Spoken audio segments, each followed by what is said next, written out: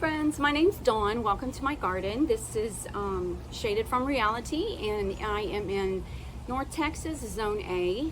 And today I'm going to be showing you how to get a natural looking patina on your terracotta pots and not using paint. So stay tuned and I will show you how we do it.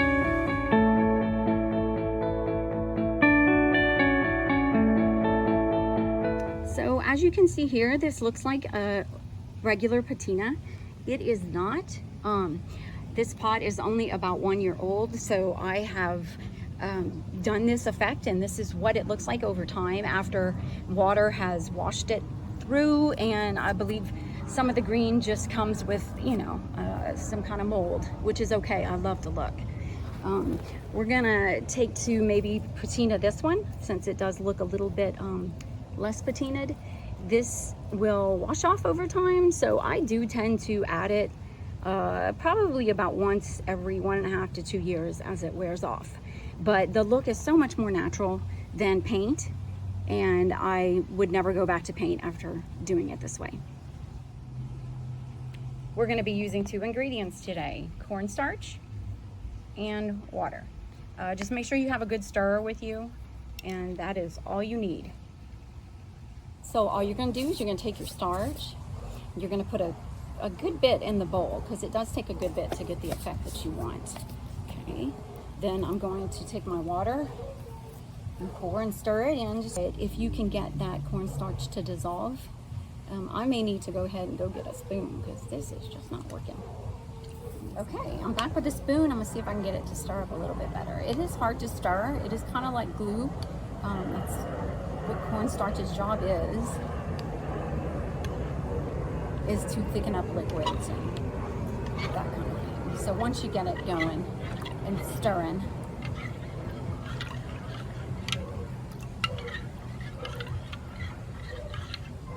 all right, so it's like very thin consistency, very drippy, just like that. And what you're gonna do is you're gonna add it to the pot.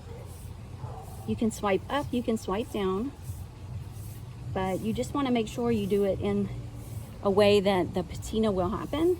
Patinas don't tend to happen all over a pot, but they do tend to happen up on the edges of the pot and then on one particular side. So you can see as it goes on, it's pretty wet, but as it dries, it will dry white. Okay, so we're just gonna do a soft glaze over it so it's not drippy looking, and we're just gonna wait for it to whiten up. Okay, so it has been about 15 minutes, and as you can see, the cornstarch is starting to dry. As it dries, you can see it on the pot, and it will wash off with rain. But as the cornstarch dries, it starts to gather and look like real patina.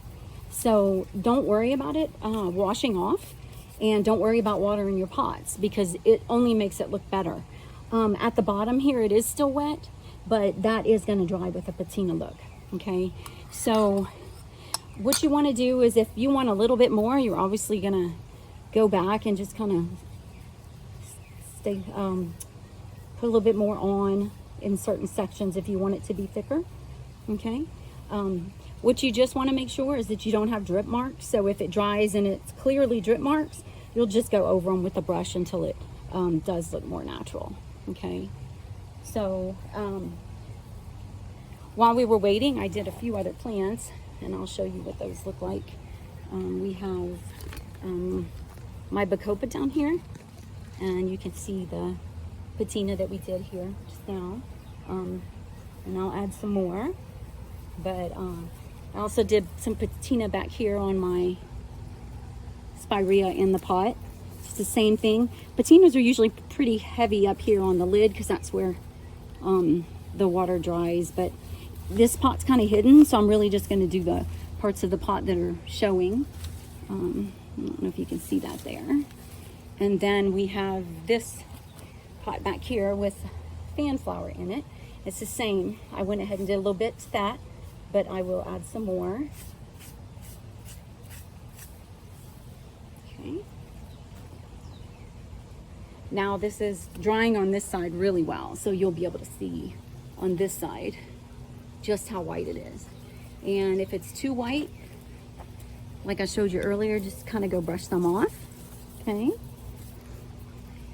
And do so until you're happy with the results, but altogether, you don't have to worry about it washing off again, like I said, with water. But anyway, this is such a beautiful dragon wing begonia, isn't it? And so with this patina pot, the combination is just gorgeous. This is my shade garden. I love it back here. It is so peaceful. It's just all potted. I do have a hosta and a hydrangea in the ground back here. But everything back here is in pots, in terracotta pots. So I think I will, since we are kind of, this patina is moving mostly to the bottom here. I think I am going to go ahead and add some patina to this corner here.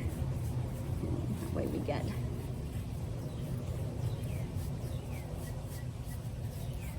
a little more of a rustic effect to this. My garden is rustic.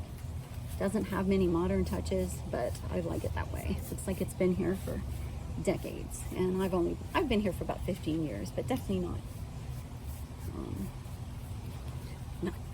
Well, I guess it has been decades, hasn't it? I don't even know what I'm talking about. There. Okay.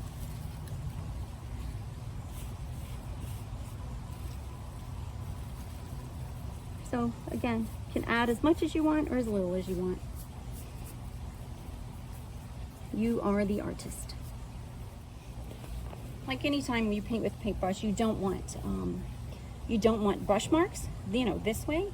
So you can go in with little circular motions just to break up the brush marks and get more of a like a natural effect. You can just kind of do that all over, and it breaks up the lines that your bristles would make, and that makes it look a little bit more natural. So after brushing this on, I'm gonna dab it, since I was seeing so many drip marks. Just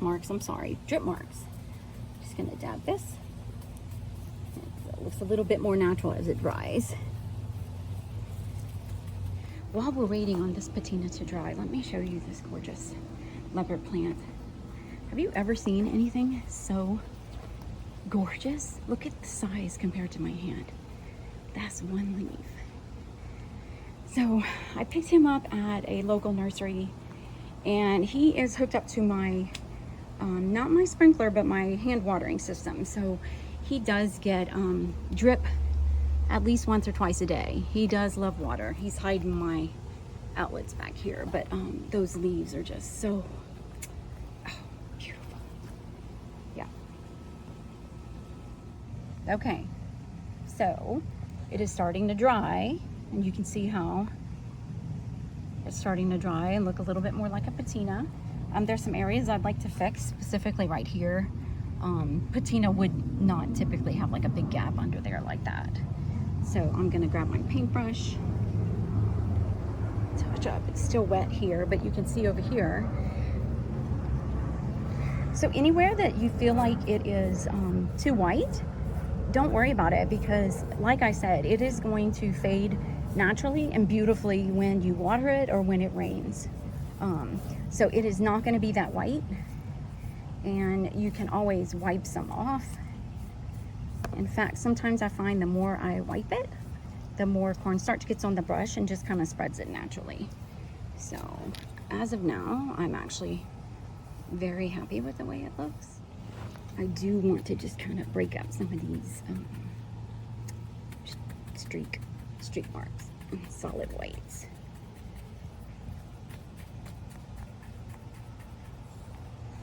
So let's do the same here, just streak marks.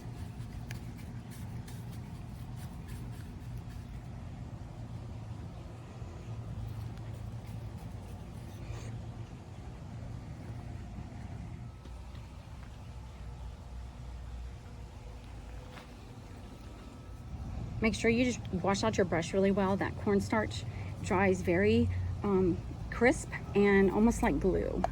So if you want to reuse your brush, you do need to do a good job of getting it out of there as best you can. I do have this specific brush just for that purpose, so I'm okay with it being stiff. To me, if it's stiffer, it works better. So, as always, friends, I appreciate you joining me today in my garden. And if you like this video, please hit that button and subscribe. Have a good one.